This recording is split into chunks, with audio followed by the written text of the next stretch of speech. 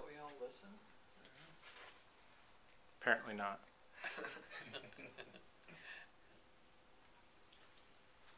Okay.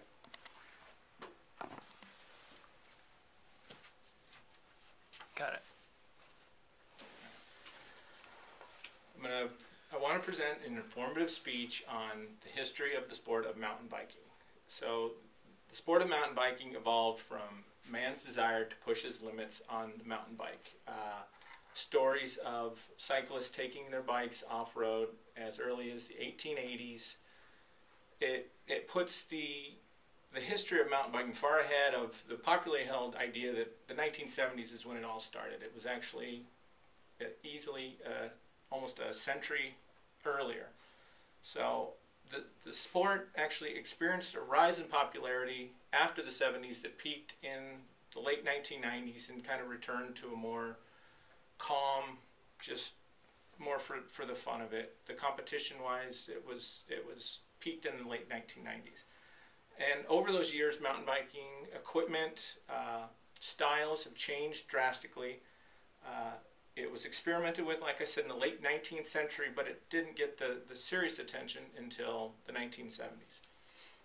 So I'm going to present an informative look at just everything involved in the progression and from the first bikes they decided to try downhills to where we ended up and some of the people that were involved in the early days.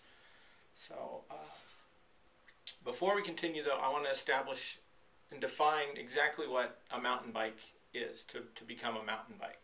So Frank Beddoe, he's the author of a book called The Birth of Dirt, and he says the criteria to be a mountain bike is it needs to have fatter tires, roughly 26-inch diameter, even though that's changed a little nowadays, and a minimum of 2-inch width, flat handlebars, so you have an upright riding position instead of the bent over position that cyclists on the road use, and it needs to be designed for off-road use. The bike needs to be designed for that.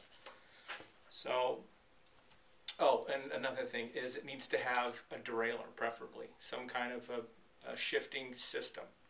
So, popular bikes early on were balloon-tired clunker-style bikes similar to this one here. This is an early version of the bike that people used to use.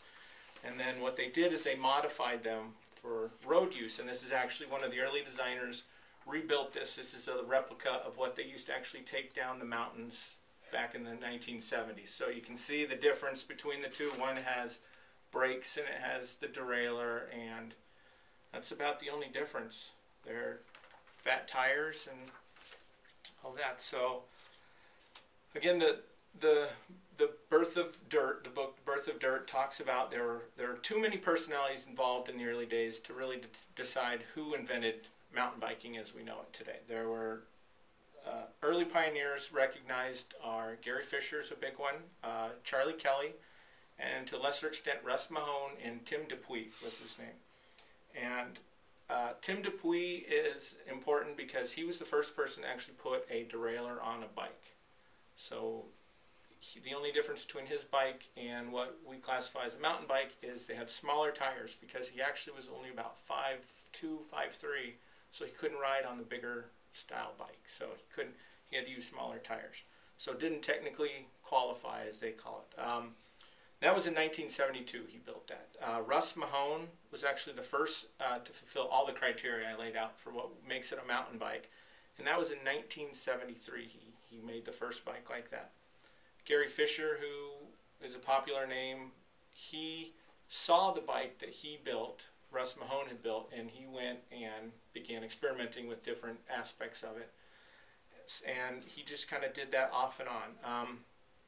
And then in 1976, Joe Breeze and Craig Mitchell actually built the first purpose-built mountain bike strictly for mountain biking, and he built that for someone named Charlie Kelly. And later on, Joe Breeze went on to, in 1977, he actually built 10 frames and 10 complete bikes, purpose-built bikes for mountain biking, and sold them. And that actually showed people that there's a market for it, and they realized these things will sell. but they were custom bikes, and it was as you wanted them. He would build them. And then there's another builder named Tim Ritchie who actually used to build frames in 1979 for a company called Mountain Bikes, capital M, capital B, one word, and that was a company started by Charlie Kelly and Gary Fisher. And that was the actual first commercial use of the term mountain bikes. So that's where it all kind of started. That's where it stuck after that. Specialized Stump Jumper and Unibega were the first actual commercially mass-produced bikes for sale for use. That was just, they would go to the store and you can go pick it up then, which of course brought the cost down. Then I'm going to talk a little bit about with this increase in popularity, they decided, of course, the next thing to do is competitions, things like that. So we always want to test it. Well, Nicky Crowther is an author of the Complete Mountain Biking Manual, and he kind of lays out some of the early history of competitions. And 1990 was actually the first official crowned world champion in Durango, Colorado. The next year they moved it to Italy, and it was never back in the U.S., but they moved it to Italy, and actually the same year they tried a Tour de France, VTT it was called, for mountain bikes, but it didn't really take off quite the way the other races taken off, I guess. As the popularity grew, the American domination of the sport kind of started to fade out a little bit, and some instances of foreign riders dominating were Nicolas Boulos was a Frenchman. He 10 years of downhill, 10 titles in downhill in 11 years of racing.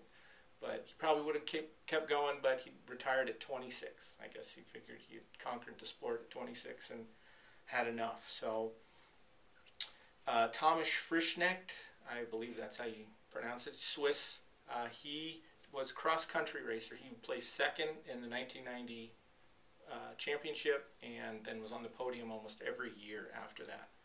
So that's just some of the examples, and then of course the big one, you know you're a really popular sport when you get an Olympic Games appearance. In 1996, the Olympic Games had their first mountain biking cross-country competition. So that's just kind of a quick overview of the history and some of the makers, some of the early players in it. So as you can see, the sport's grown and changed a lot over the years, since the first balloon-style bikes that they outfitted to the newer version, which here's a good example of where we've come with mountain bikes now. You can see it's got the suspension, but it's strictly made for the purpose. Bigger tires, you can see the flat handlebars on it. So it's, over the past 4 decades, there's been too many people that have been involved in it to really say who's invented it. We know a lot of people did. But one thing is for sure is that millions of people love to ride. A couple people in this room enjoy the sport. And I think what it was, it peaked in the 90s and kind of faded out a little bit. But the thing that we know for sure is it was just a bunch of guys that wanted to race down the hill on a bike. And when it's all said and done, I think that's kind of the same thing. So that's all. Thank you very much. Good night. Sorry.